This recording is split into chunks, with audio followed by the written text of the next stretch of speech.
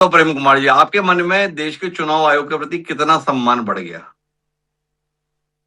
कितनी आपकी आस्था इस व्यवस्था के प्रति और ज्यादा बढ़ गई कि देखो, चुनाव आयोग ने कुछ घंटे ही लगाए अपनी सूचनाओं के अनुसार कदम उठाने में। और पश्चिम बंगाल के संदर्भ में बतौर एक जिम्मेदार पत्रकार कितना आश्वस्त हो गए कि इस बार पश्चिम बंगाल में चुनाव निष्पक्ष होंगे, निबंध होंगे, निर्भीक तरीके।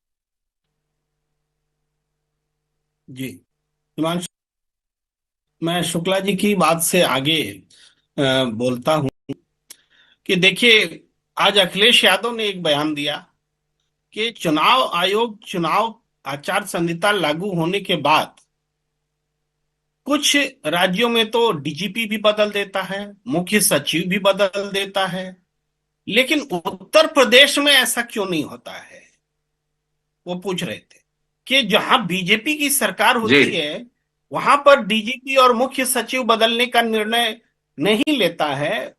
उसके पास वहां सूचनाएं नहीं होती किसी किस्म की, और सारी सूचनाएं उनको वहां होती है जहां अपोजिशन की सरकार होती है।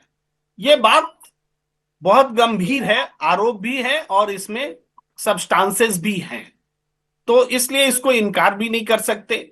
दूसरी बात यह है, एक मिनट, दूसरी बात यह है कि जो चुनाव आयोग आज आचार संहिता लागू करता है और अगले दिन ईडी सीबीआई के छापे शुरू हो जाते हैं उसी स्टेट में, तो आचार संहिता का इन छापों से भी कोई संबंध है क्या?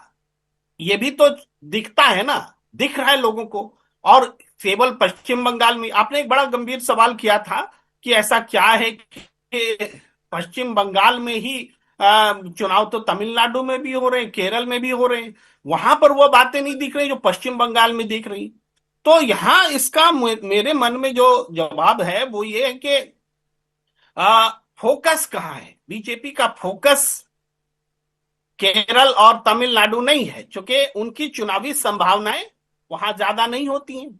बीजेपी को उम्मीद है पश्चिम बंगाल में, जहां 3 से 77 हो जाती है, जहां उसका वोट परसेंट 38% तक जा चुका है और 10% का फासला है, किसी तरीके से 4-5% वोट बढ़ गए तो फिर वो चुनाव जीत सकती है, स्टेट में आ सकती है। तो ऐसे में सारा फोकस बीजेपी का वही है।